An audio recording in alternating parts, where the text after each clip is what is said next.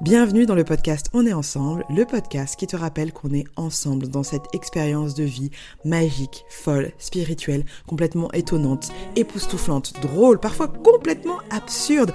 On est ensemble plus qu'on est séparés. Ce podcast a pour intention de te rappeler cette vérité. On est ensemble dans nos expériences de vie, on est ensemble dans nos traumatismes, on est tous liés les uns les autres et je suis honorée de t'avoir pour aller explorer des sujets divers comme la philosophie, l'activisme, le développement personnel ou encore spirituel. Bref, l'intention de ce podcast, c'est vraiment de te rappeler que tu es créateur et créatrice de ta propre réalité, que tu es un être souverain, que l'abondance est ton droit de naissance et que moi, en tant qu'alchimiste d'enfant intérieur, coach spirituel et dharma coach, donc mission de vie, mon job principal, après prendre soin de moi et de mon enfant intérieur, c'est de t'aider à prendre conscience pour que tu puisses créer une vie qui est alignée pour toi, une vie dans laquelle tu te sens épanoui, une vie dans laquelle tu te sens en joie, parce que quand tu es en joie, cette joie, elle est contagieuse et elle inspire d'autres personnes et c'est comme ça qu'on change le monde. On est ensemble, c'est le podcast qui te rappelle que changer le monde, ça se fait ensemble. Merci infiniment d'oser exister tel que tu es, merci pour ton écoute et le travail et le chemin a déjà commencé et n'oublie pas, on est ensemble.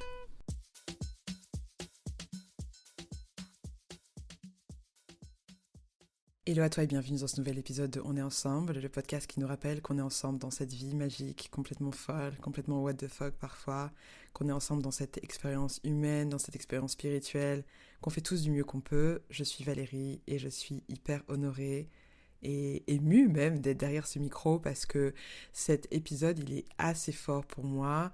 Il s'intitule, comme tu as dû le voir, Dieu m'a donné la foi. Big up à toi Ophélie Winter.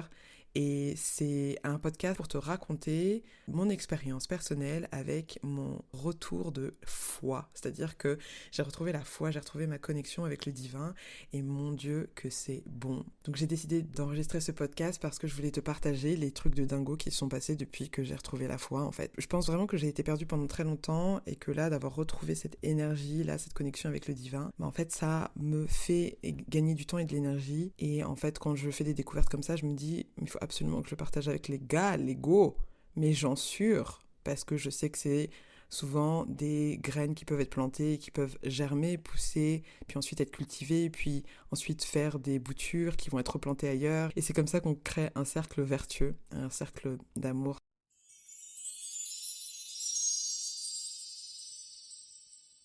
Alors, comment est-ce que ça commence cette histoire ? Alors moi j'ai été élevée dans la confession chrétienne catholique, et mon rapport avec la religion, j'ai jamais été à donf dedans, et quand même j'ai été baptisée et j'ai fait ma première communion en grande pompe dans la maison familiale il y a quelques années.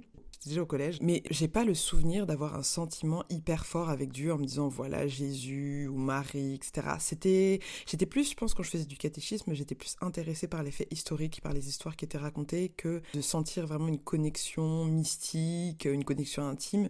Je suivais un petit peu le flow et voilà, je croyais ce qu'on me disait et c'était ok. Et ce qui s'est passé, la grosse rupture qu'il y a eu, c'est en seconde ou quelque chose comme ça, j'ai une de mes tantes qui est décédée et je me rappelle très bien, j'étais en vacances en Turquie.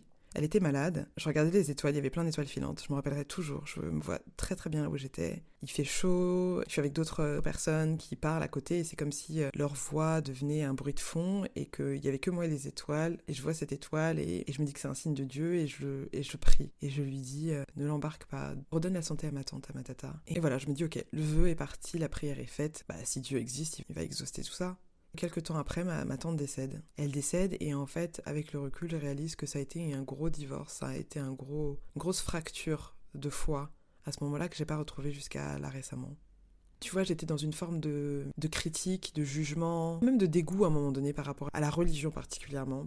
J'associais ça à Dieu, pour moi c'était la religion. Donc quand je voyais des gens qui allaient trop à l'église ou quoi, et c'était vraiment par rapport à la religion catholique, j'avais même pas encore une conscience qu'il y avait d'autres religions, j'avais pas de personnes autour de moi qui étaient musulmanes ou qui étaient juives, si j'en avais quelques-uns, mais je comprenais pas ce que ça voulait dire, j'avais pas accès. J'ai eu une forme de rejet par rapport à Dieu et ça n'a fait que s'empirer quand j'ai commencé dans une quête identitaire à me reconnecter à l'histoire de mon pays d'origine, du Cameroun, à l'Afrique de manière générale, à la décolonisation, à tout ce qui avait été fait, à toute la propagande qui avait été soutenue par l'Église, à toutes les choses qui avaient été validées, qui avaient été encouragées par l'Église de l'époque. Et je me suis dit, mais en fait, comment est-ce que je peux croire en un Dieu parce que je faisais pas la distinction entre les hommes et les dieux, l'utilisation des outils et des textes et Dieu. Comment est-ce que je peux croire en un Dieu qui décide d'opprimer mon peuple et qui valide ça? C'était impossible pour moi, ça n'avait pas de sens. Et je pense qu'il y a eu beaucoup de colère et d'incompréhension, et aussi un sentiment qu'en fait, en tant que petite fille noire, ou en tout cas en tant que femme noire, être noire, j'avais pas accès à Dieu, parce que même si j'acceptais d'avoir accès à Dieu dans cette posture-là, ça veut dire que je me positionnais en moins qu'homme, vu que c'est ce qui avait été prôné et validé par l'Église pendant des centaines d'années pour justifier l'esclavage et tout ce qui en est venu après, qu'on parle de la colonisation, et ce, partout.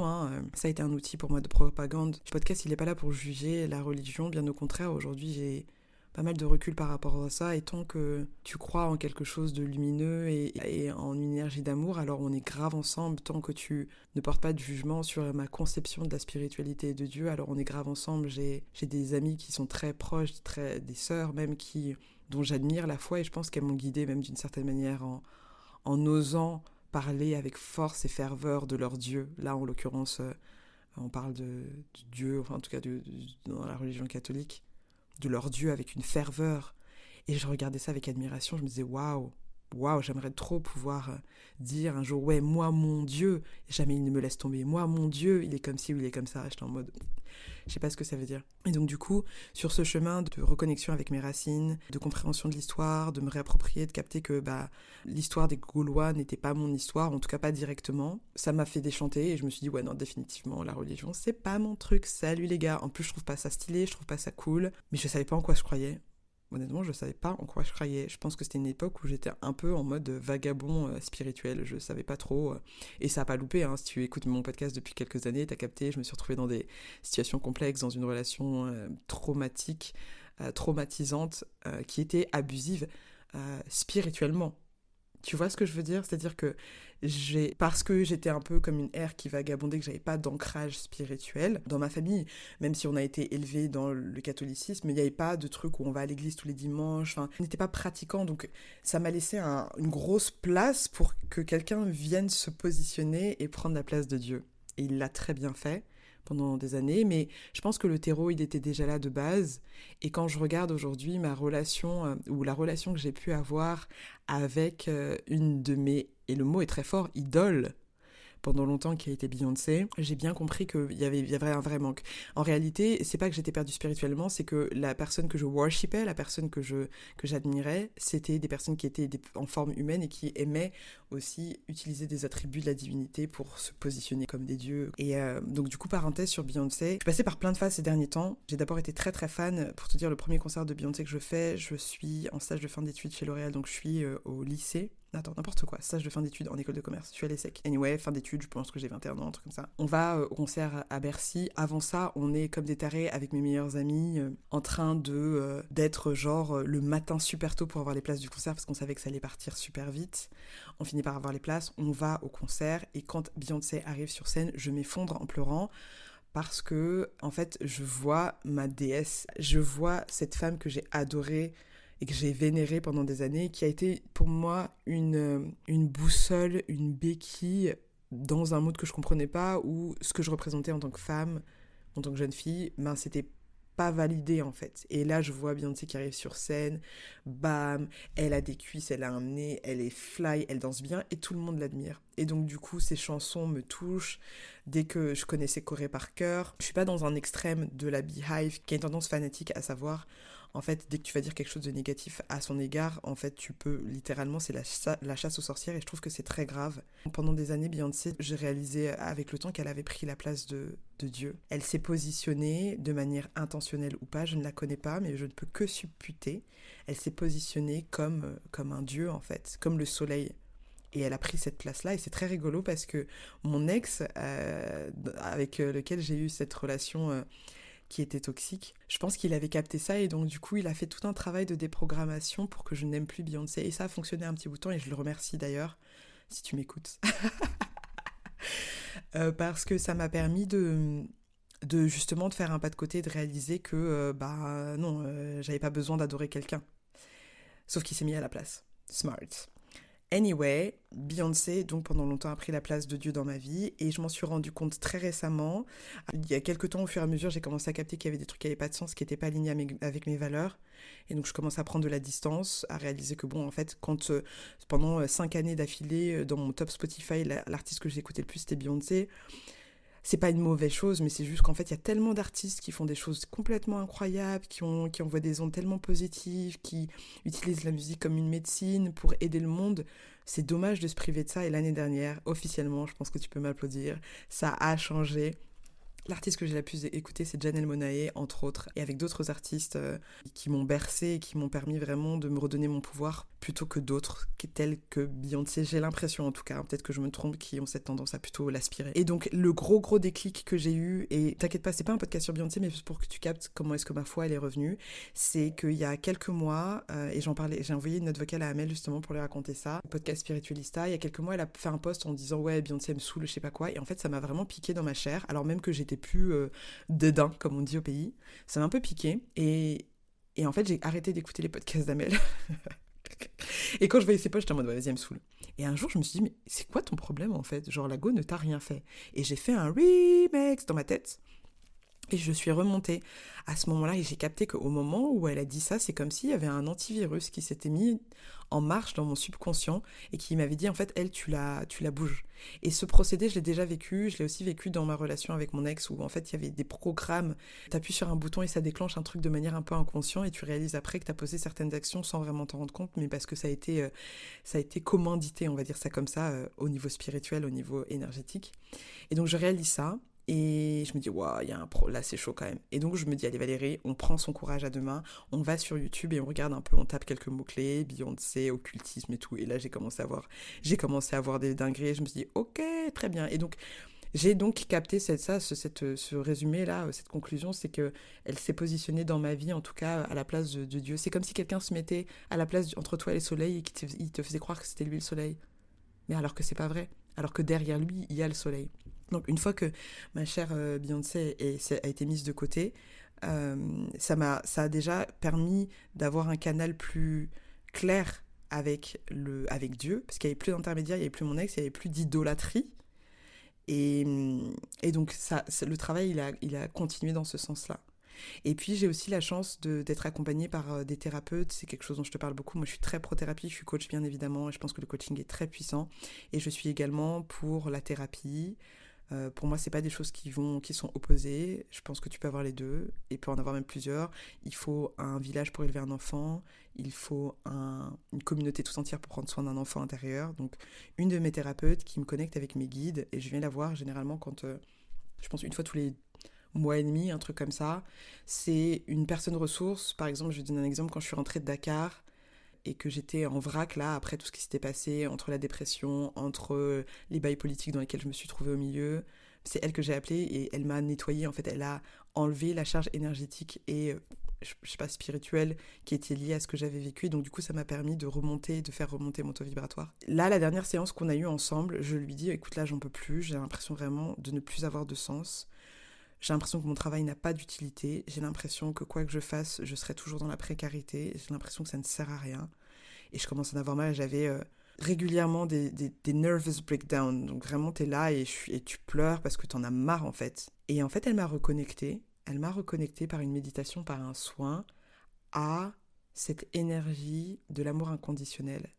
Et elle l'a fait de deux manières, en me reconnectant du coup au niveau de l'univers ou du ciel. Je sais pas si c'est les bons termes, donc faut m'excuser, mais en tout cas c'est comme ça que je l'ai ressenti. Donc au niveau du chakra sacré, vers les cieux, cette connexion pour recevoir en fait un espèce de flux divin. C'est comme si ça m'avait reconnecté directement à la source. Et c'est une énergie plutôt yang, une énergie plutôt masculine, une énergie du père idéal, de la représentation de l'archétype du père qui te donne un amour inconditionnel. Et de même, il y a eu un soin qui a été fait et qui est parti cette fois de la terre, donc de la Pachamama, tu vois, de Gaïa, de cet archétype de la mère idéale qui te donne un amour inconditionnel. Et donc comme ça, en fait, j'ai été traversée de cette énergie. J'ai vraiment senti un avant-après, littéralement. Je te jure, j'ai même pas besoin de te jurer parce que je le vis dans ma propre vie, tu vois. Et je fais même pas cet épisode pour te convaincre, juste pour te partager un témoignage. Peut-être que c'est pas ce chemin-là que tu vas prendre. Je sais pas, je dépose ça ici. Mais du coup, je sens que depuis là quelques semaines, je suis connectée à un amour qui est bouleversant, qui est vraiment bouleversant, qui n'a pas de conditions et qui ne tarit jamais. Et qui donc du coup est hyper reposant parce que je me rends compte que de douter sans cesse de sa valeur, de son existence, de sa couleur, de son poids, de ce qu'on est assez, ce qu'on n'est pas assez, ce qu'on mérite d'être aimé, c'est épuisant.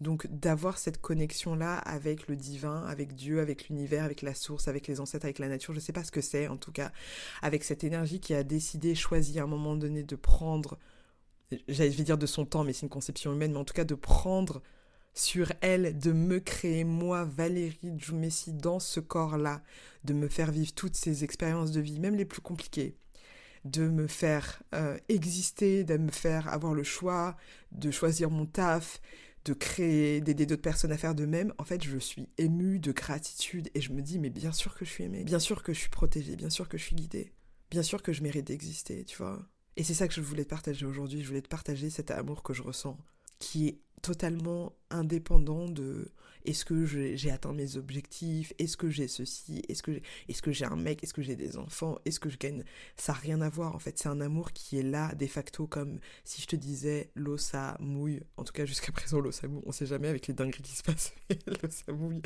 quand tu respires, l'air il est disponible pour toi, c'est la même chose, et ça fait du bien en fait, ça fait tellement du bien d'être dans le repos de cette inconditionnalité, de vivre comme l'être divin que je suis. Ma croyance, c'est que je suis Dieu et que tu l'es aussi et que en fait tout ce que tu vois autour de toi, si tu prends le temps d'écouter même ma voix, de regarder ce qui se passe autour de toi quand tu écoutes ce podcast, tout ça est une création divine, il y a une énergie, il y a une source, il y a une volonté, moi je considère que c'est une lumière, un amour qui a décidé de créer ça aujourd'hui.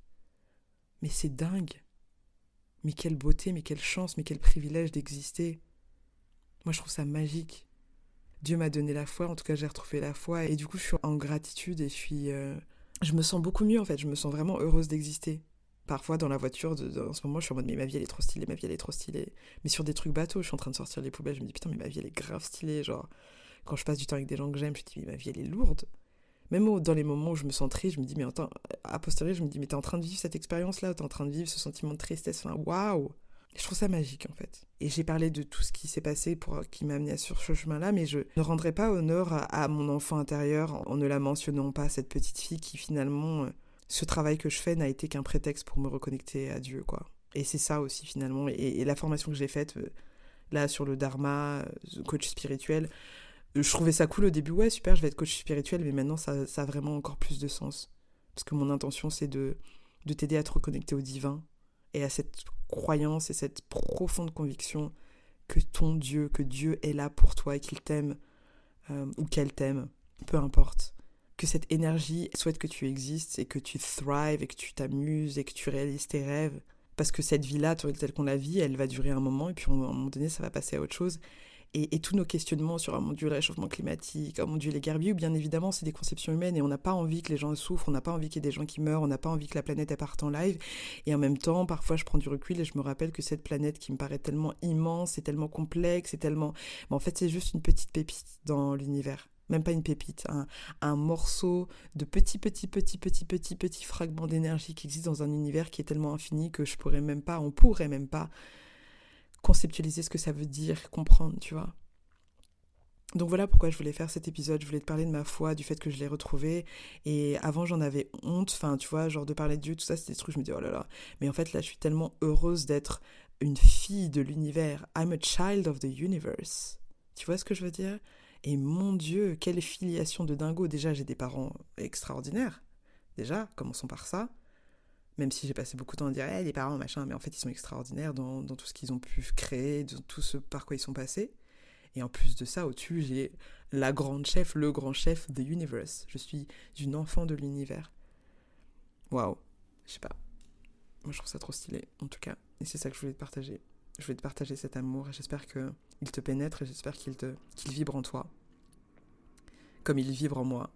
Et bien évidemment, j'ai conscience que ça va nécessiter de ma part une hygiène et une pratique spirituelle pour continuer de me connecter à ces énergies-là, pour pas oublier, parce qu'en tant qu'humain, on a tendance à oublier plusieurs fois avant de se rappeler. Donc ouais, je sais ce que j'ai déjà fait, je renforce mes pratiques spirituelles, mes temps de prière, de gratitude, de contemplation, de présence surtout.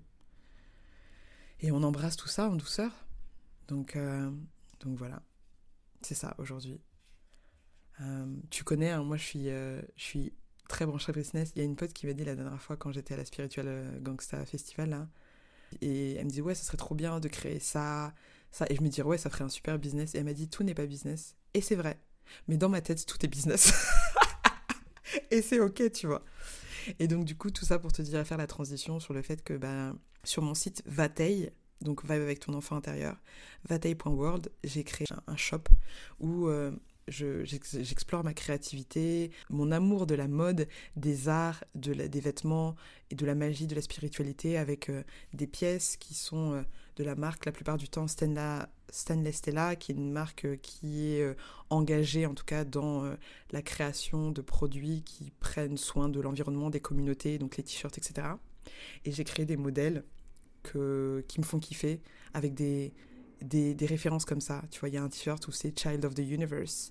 Il y a un autre sweatshirt où il y a écrit Godfidence au lieu de confidence. Donc, avoir la foi en Dieu ou la confiance en Dieu plutôt que d'avoir la autoconfiance ou something like that.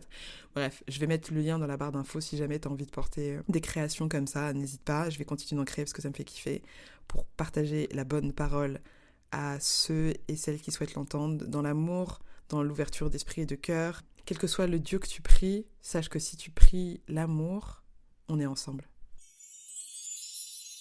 Merci infiniment pour ton écoute, pour ton attention et pour ta présence.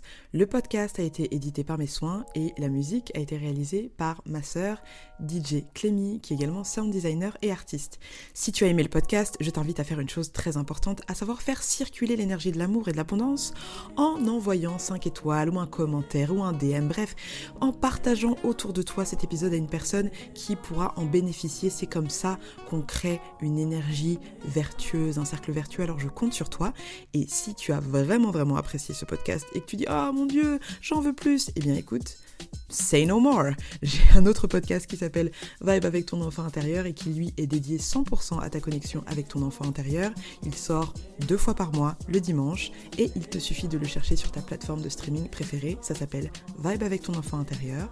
Merci infiniment pour ta présence et je te dis à la semaine prochaine.